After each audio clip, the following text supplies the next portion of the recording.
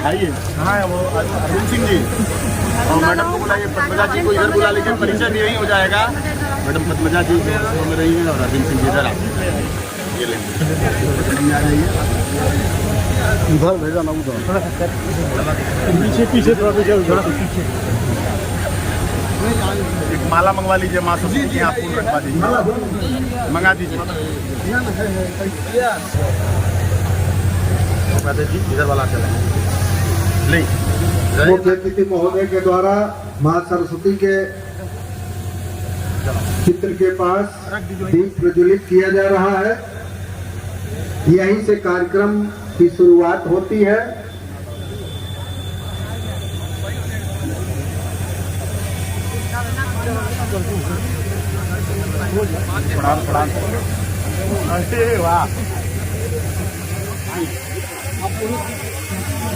हमारे मुख्य अतिथि अब अपना स्थान ग्रहण कर। एक्चुअली यहीं पतार का ही जन्म हूँ और मेरी जो प्राथमिक शिक्षा हुई वो पतार में ही हुई। करीब 5वीं क्लास तक मैं पतार गांव और भरौली कला के स्कूल में पढ़ाई किया। उसके बाद 6वीं क्लास से मैं मध्य प्रदेश चला गया। मेरे छोटे बाबूजी वहाँ रहते थे, नौकरी करते थे, तो उनके साथ मैं रहा और 12वीं क्लास तक पढ़ाई वहाँ की। उसके बाद फिर थोड़ा सा समस्या आई कि करें क्या आगे। कुछ मतलब उस समय बहुत मुश्किल होती थी, कुछ ज़्यादा इंटरनेट वगैरह तो था नहीं। अब तो आपको समझ में नहीं आएगा, इंटरनेट भी नहीं था, मोबाइल भी नहीं था। तो उस समय मैं फिर सोचा कि चलो इंजीनियरिंग कर लेते हैं। एक ही लक्ष्य बनाया, इंजीनियरिंग करेंगे। लेकिन समस्या ये थी कि गवर्नमेंट इंजीनियरिंग कॉलेज बहुत कम होते थे उस समय, सीटें भी कम होती थी और बड़ी मारामारी थी मतलब सीट लेने की। और मेरे पास वक्त बहुत कम था। करीब जब मुझे याद है अभी भी 30 से 35 दिन थे। उसके बाद मेरी एग्जाम होने वाली थी एंट्रेंस की। तो फिर हमने स्ट्रेटजी बनाई, मेरा एक दोस्त भी था मेरे साथ, तो हम लोग स्ट्रेटजी बनाए कि 16 से 18 घंटे रोज पढ़ेंगे। और इसके लिए कभी भी हम एक साथ नहीं सोते थे। वो क्या हुआ कि हम लोग एक कमरा लिए थे जो सबसे ऊपरी मंजिल पे था। तो आपको पता ही हो कि जब एग्जाम्स होते हैं तो लगभग गर्मी के ही मौसम होते हैं और बहुत तेज धूप पड़ती थी। ऊपर का कमरा एकदम तपता रहता था, पढ़ने का बिल्कुल मन न करे। तो फिर उससे बचने के लिए हमने तरीका निकाला कि रूम में पूरा बाल्टी से पानी भर देते थे, पंखा चला देते थे और थोड़ी देर बाद अंदर जाते थे। एकदम ठंडा माहौल, बढ़िया से आराम से पढ़ते रहते थे उससे।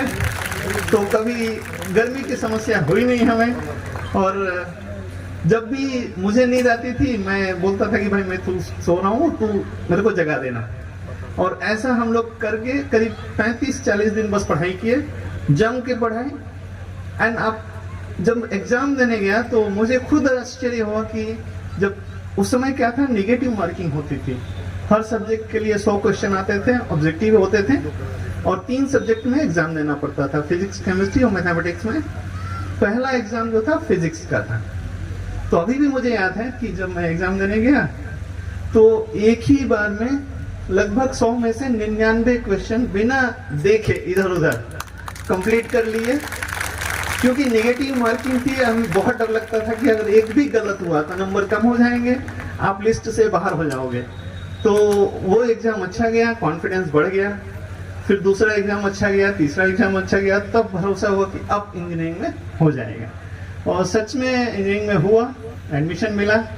बड़ा खुश था कि चलो भाई अब तो कॉलेज चलते हैं। पहुंच गए, कॉलेज गए तो एक दूसरी समस्या आ गई, क्योंकि मैं शुरू से ही हिंदी मीडियम में पढ़ा हूँ। गांव में भी हिंदी मीडियम में पढ़ा था और दूसरे मध्य प्रदेश में भी मैं पूरी 12वीं तक हिंदी मीडियम में पढ़ा था। तो आपको पता ही होगा कि जो नॉर्थ इंडियन होते हैं उनको इंग्लिश से कितना डर लगता है। मैं भी आप ही में से एक हूँ। तो जब मैं कॉलेज में गया तो वहाँ पे पढ़ाई पूरी इंग्लिश में होती है, सारे टीचर इंग्लिश बोलते हैं, कोई हिंदी बोलता ही नहीं है। पहले दिन एक शब्द समझ में नहीं आया, क्लास में बैठा सारी गूगली, कुछ भी एक शब्द भी पकड़ में नहीं आए। बड़ा टेंशन, अब क्या किया जाए। तो फिर मुझे अब सोचना पड़ा कि अब तो कुछ तरीका निकालना पड़ेगा, अब यहाँ से तो जा नहीं सकते हैं। तो फिर मैं ये पहले से ही सोच लेता था कि कल की पढ़ाई क्या होनी है, उसकी मैं तैयारी एक दिन पहले कर लेता था, पूरी अच्छे से जम के पढ़ लेता था। फिर क्लास में जाता तो इंग्लिश तो उतनी इजी थी नहीं कि समझ में आ जाए मुझे। फिर भी मैं जैसे अब कैच पकड़ते हैं ना क्रिकेट खेलते समय, वैसे ही मैं उनके शब्द पकड़ता था कि क्या बोल रहे हैं, और फिर पूरे सेंटेंस मुझे समझ में आने लगा कुछ दिन, 10-15 दिन लगा। उसके बाद बहुत अच्छे तरीके से समझ में आने लगा और मैं अच्छे से पास हुआ इंजीनियरिंग की। फिर उसके बाद फिर लगा कि अब क्या करें, अब घर जाएं या नौकरी करें। तो जब मैं आखिरी दिन कॉलेज जा रहा था सर्टिफिकेट लेने के लिए, तो मेरे टीचर जो वहाँ पे पढ़ाते थे वो ऐसे ही सर्टिफिकेट देने के बजाय बोले कि चलो मेरे साथ यहाँ अभी इंटरव्यू चल रहा है। तो वहाँ पे शिक्षकों की भर्ती होती थी, मतलब हो रही थी उस समय। तो वो ले गए, मेरे को करीब 20-25 मिनट इंटरव्यू हुआ। निकलते समय बोले तुम्हारा सिलेक्शन हो गया, जाके सर्टिफिकेट ले लो और पढ़ाने चले जाओ। मैं बड़ा खुश कि यार चलो अब तो अच्छा है, निकल गए। तो सर्टिफिकेट लिए चले गए, ज्वाइन कर लिए। एक दूसरी समस्या आ गई, इंग्लिश पढ़ना तो आसान है, बोलना बड़ा मुश्किल। अब पहुंच गए जैसे लेक्चरर, वो भी इंजीनियरिंग कॉलेजेस में, इंग्लिश ही बोलना है।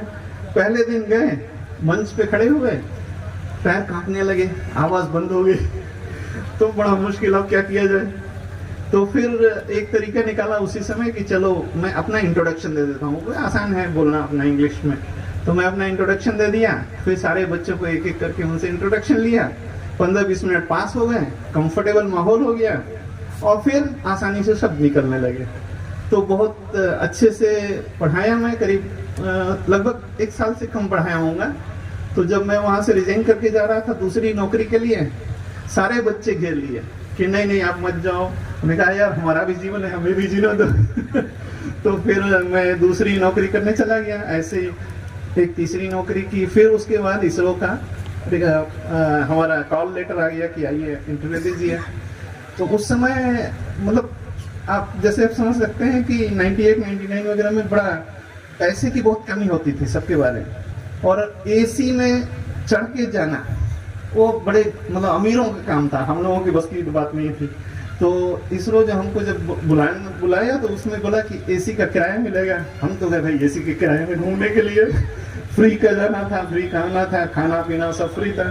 तो अपन पहुंच गए, वहाँ गए तो इतनी भीड़, लोग आए हैं एग्जाम देने के लिए, सीटें बहुत कम और करीब 500-600 लोग आए हैं एग्जाम देने के लिए। तो मैं सबसे ऐसे इंट्रोडक्शन कर रहा था, कोई बोल रहा है मैं एमटेक कर रहा हूँ, कोई पीएचडी कर रहा है, कोई आईआईटी से है, कोई यहाँ से। हमें बस चलो हमारा काम तो है नहीं, यहाँ पे आए हैं बढ़िया से टाइम पास करेंगे, निकल लेंगे। तो सुबह वहाँ पे क्या होता है कि बहुत स्ट्रिक्ट सिस्टम होता है कि आप टाइम पे रिपोर्ट कीजिए, चाहे आपका इंटरव्यू कभी भी हो। 8 बजे आना है तो आना है। और उसके बाद दिन भर मेरे को बिठा के रखा। करीब 4 बजे जब मेरा इंटरव्यू हुआ तो लगा कि अपना तो खत्म हो गया, बाकी सबका सिलेक्शन हो गया होगा। तो अपन इंटरव्यू देके निकले और फिर चले गए वापस जहाँ नौकरी करते थे। कुछ दिनों बाद अचानक मेरा आया कि आप ज्वाइन कीजिए। तो बड़ा प्रसन्नता हुई, भाई यार ये कैसे हो गया। तो कुछ तो अच्छा किया होगा मैंने शायद उस भीड़ में।